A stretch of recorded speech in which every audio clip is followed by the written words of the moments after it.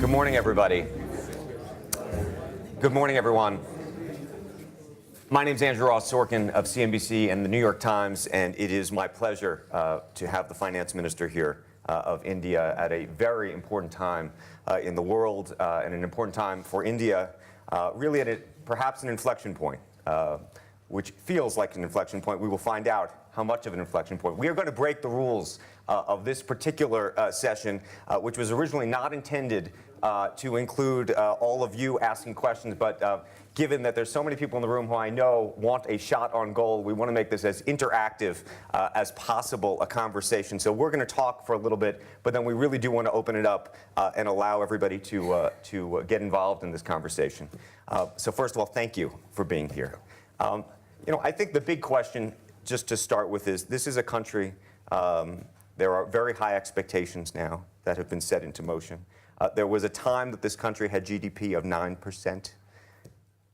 Realistically, over the next 2 or 3 years, what do you think is a realistic GDP number? Where do you think the country's economy could really go? Not a decade from now, but sort of in the very foreseeable future. Well, I think our real potential is 9% plus.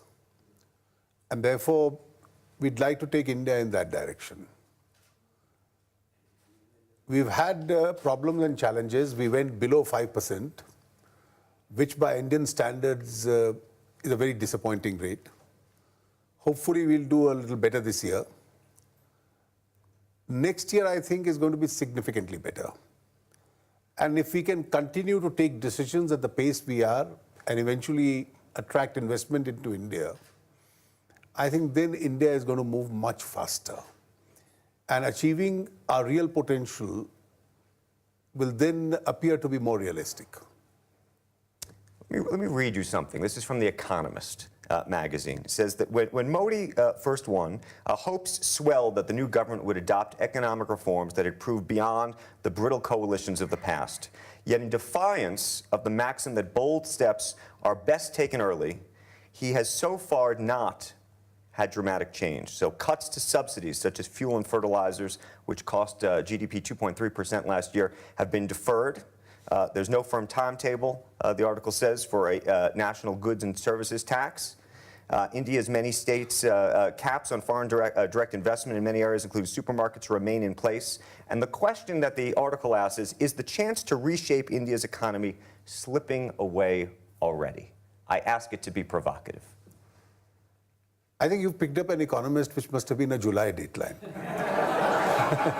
So that's not in tune with what's happened. That's not in tune with what's happened in the last 6-8 months. Now, what is to be done in a large country like India, almost the size of a continent, with the goods and services tax? We've negotiated with the states. A constitutional amendment bill has already been introduced in Parliament. It's been broadly welcomed. And in the coming session of Parliament next month, I hope to pass that bill. So that's going to be one of the most monumental tax reforms in India since independence. I was asking last evening the secretary of the department which deals with the FDI, he's here, and I asked him a question: which are the sectors which are broadly still unreformed as far as attracting international investment is concerned? He's still struggling to prepare a list. And therefore, sectors which were the forbidden areas in India, railways, defense, in the last few months, we've opened up those sectors also. In fact, the criticism is not that Prime Minister Modi did not live up to the expectation. If you pick up the Indian newspapers, the editorials are, why is he going so fast?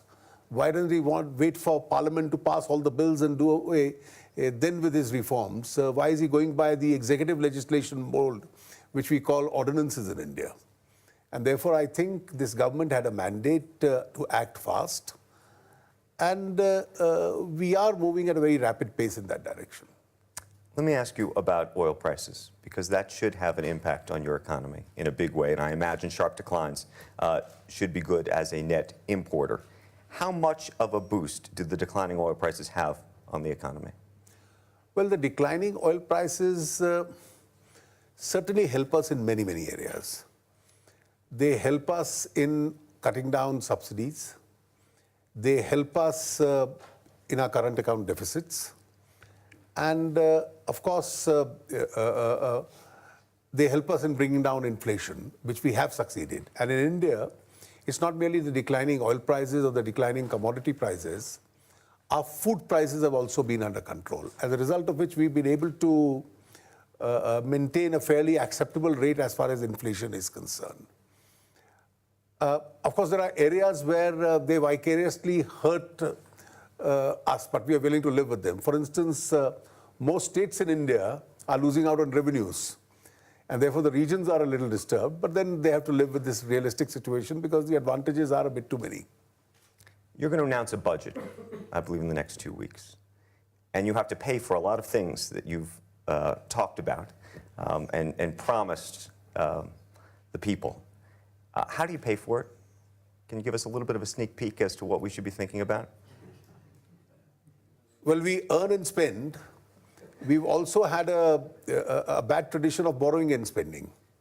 And therefore, since last year, we've raised this debate. In fact, I said it in my first budget speech that how long can India continue to borrow and spend so that we spend today that the next generation is left in debt and they have to raise higher taxes in order to repay that debt. And that is where we started this whole debate on cutting down of or rationalizing the subsidies. I can tell you, elimination of subsidies in India, a country where 1/3 of the people are still living in poverty conditions, is not possible. It's not even desirable. In fact, the more India grows, the more we have to earn in order to bring those people, pull them out of poverty. But we have to rationalize our subsidies. We not only started a debate, and since that was a line from The Economist that you mentioned, petrol is now linked to the market, which was subsidized. Diesel has been linked to the market. As far as LPG is concerned, the first subsidy reform has started this month. From the 1st of January, all subsidies with regard to cooking gas now go directly into the bank accounts. So almost 150 million families in India will get them. The next stage, we have to carve out the families who are not entitled to it. And therefore, that will be the reform as far as the cooking gas is concerned. There are, of course, areas where there is a misuse of kerosene subsidy. Kerosene is used both as fuel and also in dark areas in India. But kerosene is also being misused in many areas. So the next area we intend tackling is kerosene. I had appointed in the very first month an expenditure management commission. They've only 3 days ago given me the interim report with regard to rationalizing some of these subsidies. The Prime Minister last week in a major address on economic issues had said, subsidies for the poor will remain, but we intend rationalizing them. And that's the area where we intend to move in order to cut down some part of the expenditure in order to finance our own activities. We have targeted a fiscal deficit of 4.1%, but that's not also acceptable as far as we are concerned. We have a roadmap to bring it down to below 3% over the next couple of years, and we intend to maintain those targets. What about taxes? Well, we've said that we are not a high tax government. And therefore, last year, I almost didn't increase a single tax. We believe in putting more money into the hands of consumers. Therefore, there were 3 sets of reliefs that I had given in the very first interim budget to small and medium level taxpayers so that they could spend more. We look at taxes, we are correcting the inverted taxation, which can hurt certain sections of the industry. But of course, taxes are needed in order to finance the running of the government. Let me ask you about corruption.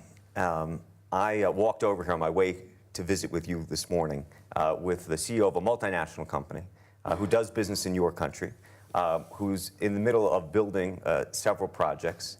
And he said to me that we just went through the process of 170 different permits to do this.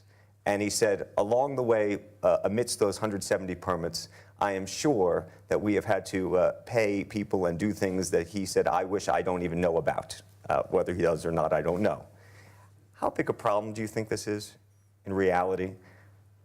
Well, I can't say that this was not a problem, but let the CEO of the multinational not commit the same mistake as the economist. Because if in last 8 months, there's one word which has not been mentioned in India, that's corruption. Nobody's even whispered that there is any allegation as far as corruption is concerned. The whole environment is changed. In fact, every legislative change which we are bringing, whether it's allocation of natural resources, elimination of discretions, grant of environmental permissions which are required, these are almost in the most non-discretionary mechanism. All allocations are through a market mechanism. There's certainly no governmental discretion which is involved. And a major part of the corruption which was alleged against the previous government was in these allocations. So it's the whole system which is now changing. You've been here now in Davos. You have a huge contingent of people here. I know you're looking for more foreign direct investment. What are the biggest challenges that you hear multinationals saying to you about investing in the country? Well, we have legacy issues.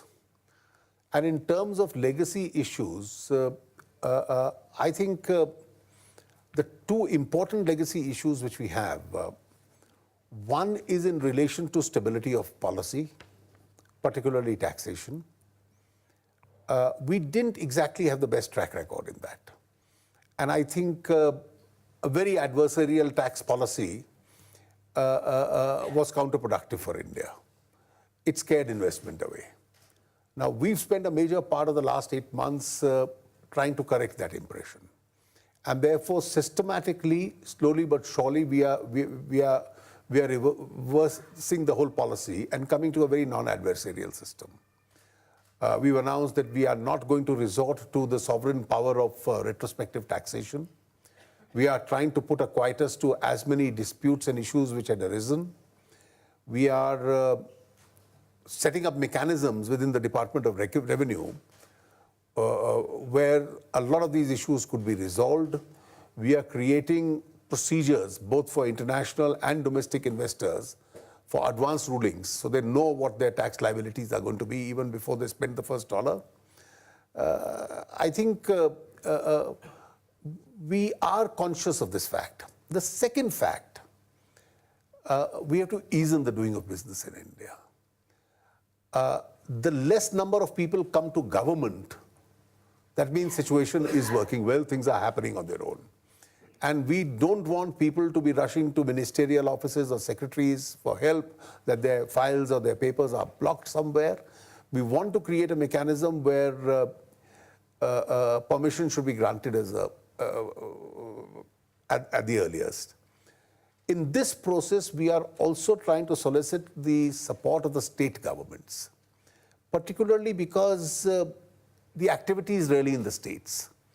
And the activity being in the states, it's the states which have to realize that the more they make their procedures simpler, the more they are going to attract and invite investment into their states. And I'm glad, we traditionally used to speak of India in terms of cooperative federalism. We've added a new chapter to that debate by saying that it's also competitive federalism.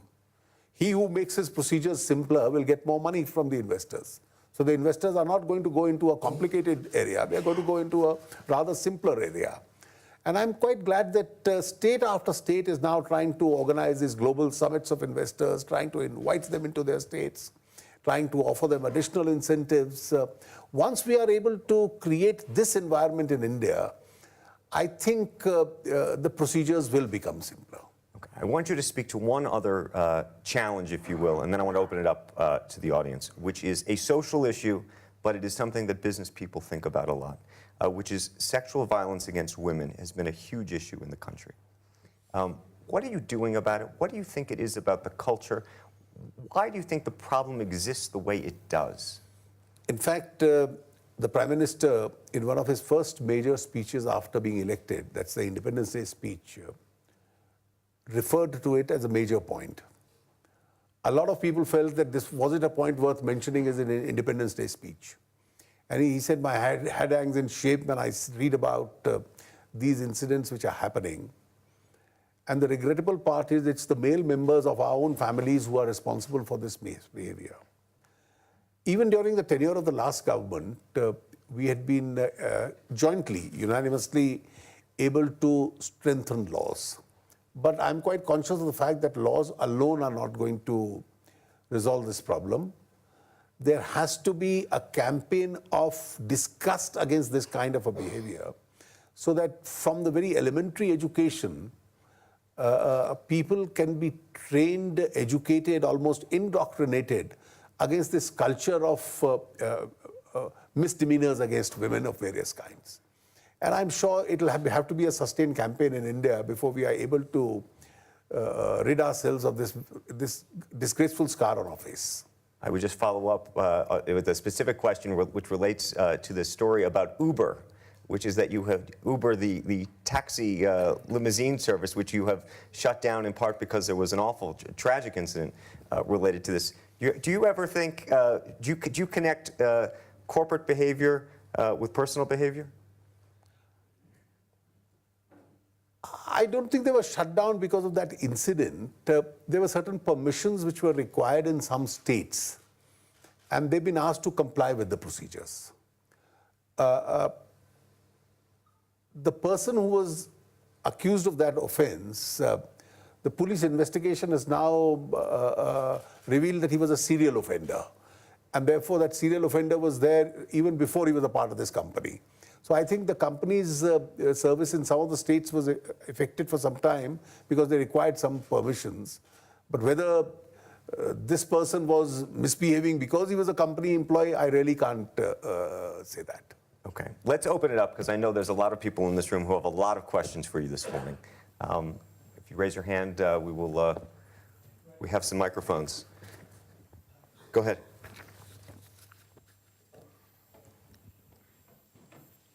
Honorable Minister, there was a lot of discussion on encouraging manufacturing in India, for India and for exports. So I was very curious to know your views on MAT and how you see that perhaps being lowered, or what your view is on that, and maybe how that could also encourage and incentivize and encourage more manufacturing in India. Thank you. Certainly, if I was in a position to get rid of MAT, as many people, particularly in the SEZs, etc., are also been saying, it'll help you in lowering the cost. But then I also have a problem of balancing my budget. I can't reduce MAT and then increase income tax, because the money has to come from somewhere.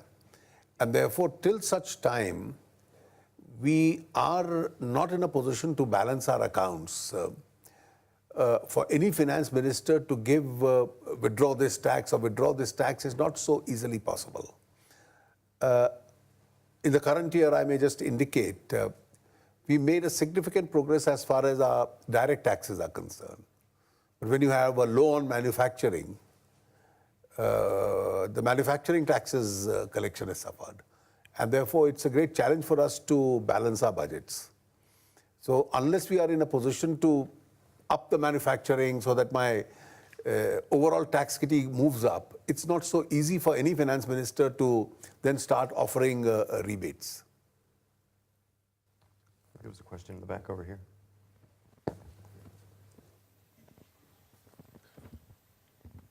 Thank you very much, Mr. Minister. Nelson Cunningham with McClarty Associates in Washington, D.C. Mr. Modi has really made a substantial effort to turn the page on what had been a period of somewhat scratchy relations between India and the United States. He had a very successful visit to Washington last fall. He's invited President Obama to India for Republic Day this coming Monday. What is Mr. Modi's vision, your vision, for the relationship between India and the United States, and what outcomes can investors expect from the meetings that will happen on Monday? Well, there is a packed agenda as far as Monday is concerned. But I can tell you, I won't describe it as a patchy or a scratchy relationship. Over the last decade and a half, the Indo-US relationship has fairly well stabilized. When we were in government on the last occasion, the relationship, the building process of that relationship had started. And the last UPA government continued to build upon those initial gains that we had. The advantage of having two major democracies and two large nations in a continuous relationship is that the relationship has matured to an extent that even though we may have differences in some areas, it's not possible to agree on everything. The maturity of the relationship is visible that you still can sustain that comfortable level in a relationship. The fact that President Obama is visiting India for a second time in his term, it's the first time that a US president has come to India twice. He's going to be chief guest on our Republic Day, the first American president to be so. And by negotiation, we are narrowing down the areas of differences and expand the areas of cooperation. So I think it's the relationship between India and the United States being a relationship of two very large democracies, as I mentioned, is a relationship around economic and security issues. And it's in these areas that the roadmap for the future of this relationship really lies. Let me follow up and complicate the question. Putin really recently visited New Delhi. How would you describe the relationship between India and Russia? Well, I think India and Russia have been always great friends. And therefore, I see absolutely no contradiction in a country being extremely friendly across the globe with multiple nations. Through historical times and through even our most difficult times, India and Russia have had a great relationship. Russians have stood by us in our critical times, and I think irrespective of the color or complexion of the government in India, that relationship has been maintained. We were at one stage very dependent on the Russians for our defense equipment and so on. Today it's a much broader basket, but that relationship still continues. We have a little bit more time to sneak in a couple more questions from the audience if we have any. This is a very humble and modest group. Excuse me? Do you have a question? Please. The other thing we could talk about is immigration policy. And one of the questions that I had for you, oddly enough, is what you think of the immigration policy of the United States vis-a-vis so many of the people who are coming from India's top talent network to work overseas. Well, we've always believed, both in our bilateral relationship and in the multilateral forums, that this is one area where the United States has to open up more. Because human resource traveling from one part of the world to another is a very important segment of the services sector. And therefore, the more we are able to restrict them, the more our ability to expand both trade and services gets restrictive. The United States has conventionally been a great supporter of the idea of opening out in various areas. And therefore, in consonance with that idea, I think, subject to what their own requirements are, the immigration policy, we'd like it to be liberal. We like more Indians everywhere in the world. Let me ask you a different question. When you got this job and you started looking at other countries, I mean, when you started looking at other countries, perhaps, I don't know if you did this, as models, who do you look at right now and go, you know what, I like what they're doing on this issue, I like what they're doing on this issue? I'm just curious, because I assume when you get a job like this, you start thinking... When you get a job, you see, in India, we've always look at the last few decades of missed opportunities, particularly in manufacturing. And therefore, India is a liberal society. We are willing to learn from anywhere in the world. And when you look at manufacturing, a question which every Indian asks himself, what if we had started adopting some of these policies in the 1970s? Would we have kept pace with China as far as manufacturing is concerned?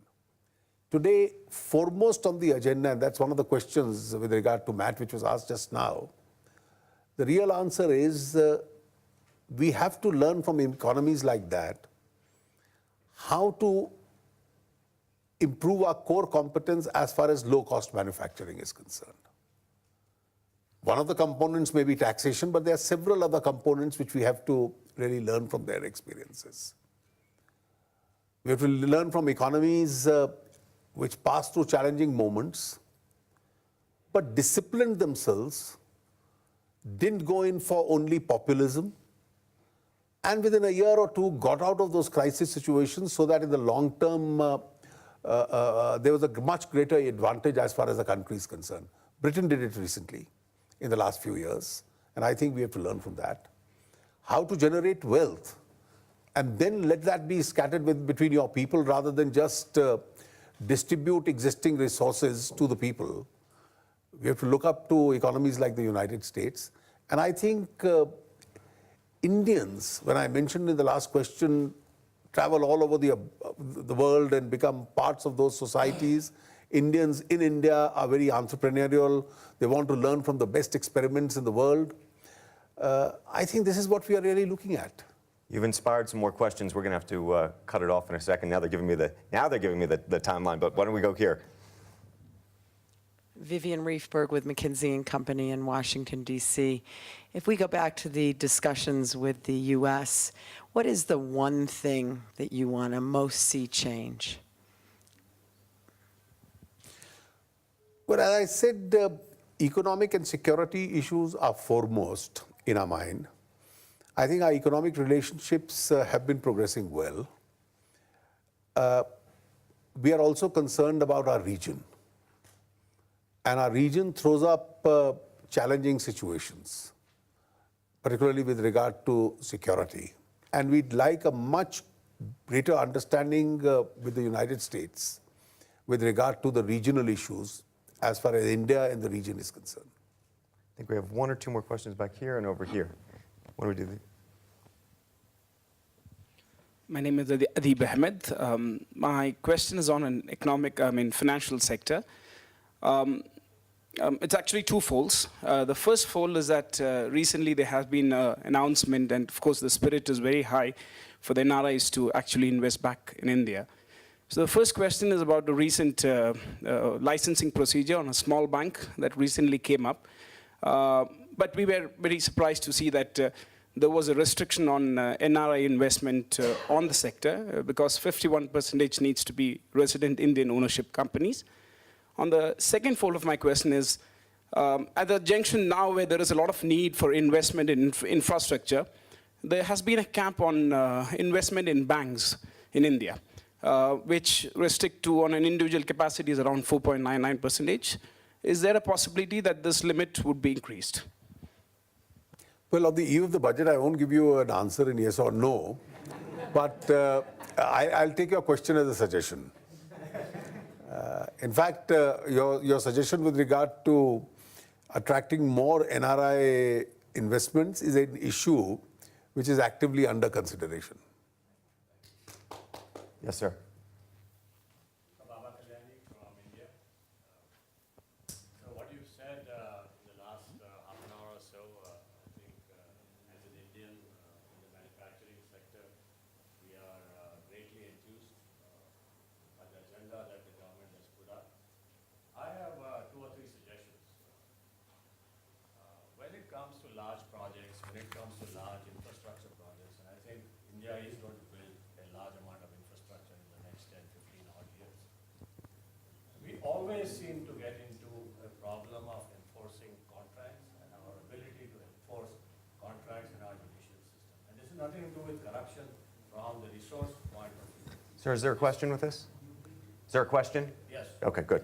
The question is that we have talked many times about creating some kind of a mechanism which allows us to enforce contracts, or some kind of a mechanism that allows us to go to a body that can help in enforcing a contract. And we don't seem to have that, like arbitration, for example. We seem to end up with everything in second round of litigation, third round of litigation, and people get tired. And the only other alternative is if you can clone a couple of Amitabhs and send them around, then it might help.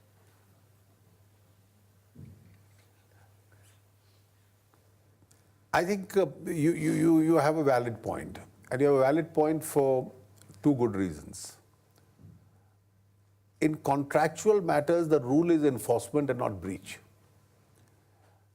And if there is breach, the legal system has to undertake to enforce. Unfortunately, we are still governed by our old concept that in the event of a breach, the rule is damages and not enforcement. Now, I think that's become obsolete. I had requested the Law Commission in 2003-2004 to reconsider it, and they did submit a report. I've again requested the Law Commission to reconsider it, though that's directly not under me.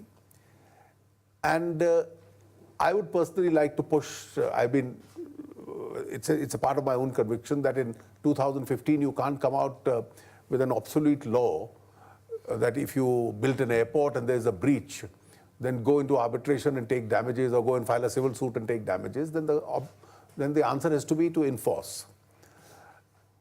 The second, as far as Arbitration Act is concerned, when we replaced the Arbitration Act in 1996, the way it's been interpreted by courts, there is too frequent an intervention.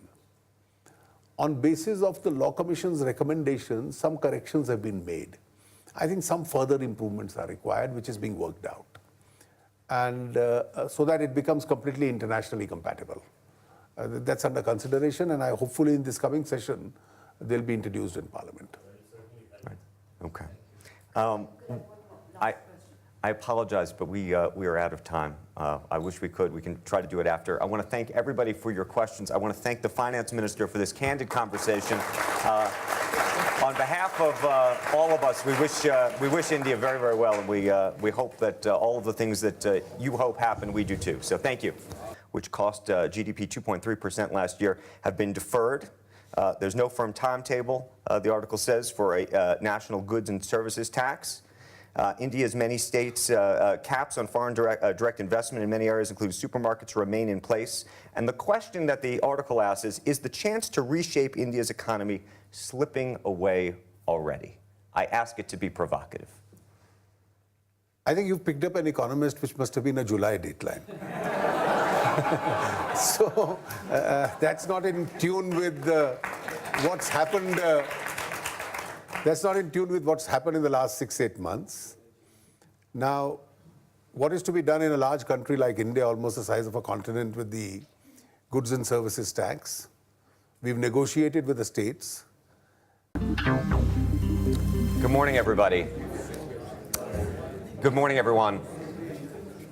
My name is Andrew Ross Sorkin of CNBC and the New York Times, and it is my pleasure to have the Finance Minister here of India at a very important time in the world and an important time for India, really at perhaps an inflection point, which feels like an inflection point. We will find out how much of an inflection point. We are going to break the rules of this particular session, which was originally not intended to include all of you asking questions, but given that there's so many people in the room who I know want a shot on goal, we want to make this as interactive as possible, a conversation. So we're going to talk for a little bit, but then we really do want to open it up and allow everybody to get involved in this conversation. So first of all, thank you. A constitution amendment bill has already been introduced in Parliament. It's been broadly welcomed. And in the coming session of Parliament next month, I hope to pass that bill. So that's going to be one of the most monumental tax reforms in India since independence. I was asking last evening the Secretary of the department which deals with the FDI, he's here, I asked him a question, which are the sectors which are broadly still unreformed as far as attracting international investment is concerned? He's still struggling to prepare a list. And therefore, sectors which were the forbidden areas in India, railways, defense, in the last few months, we've opened up those sectors also. In fact, the criticism is not for being here. I think the big question, just to start with, is this is a country, there are very high expectations now that have been set into motion. There was a time that this country had GDP of 9%. Realistically, over the next 2 or 3 years, what do you think is a realistic GDP number? Where do you think the country's economy could really go? Not a decade from now, but sort of in the very foreseeable future. Well, I think our real potential is 9% plus. And therefore, we'd like to take India in that direction. We've had problems and challenges. We went below 5%, which by Indian standards is a very disappointing rate. Hopefully, we'll do a little better this year. Next year, I think, is going to be significantly better. And if we can continue to take decisions at the pace we are and eventually attract investment into India, I think then India is going to move much faster. And achieving our real potential will then appear to be more realistic. Let me read you something. This is from The Economist magazine. It says that when Modi first won, hopes swelled that the new government would adopt economic reforms that had proved beyond the brittle coalitions of the past. Yet in defiance of the maxim that bold steps are best taken early, he has so far not had dramatic change. So cuts to subsidies such as fuel and fertilizers,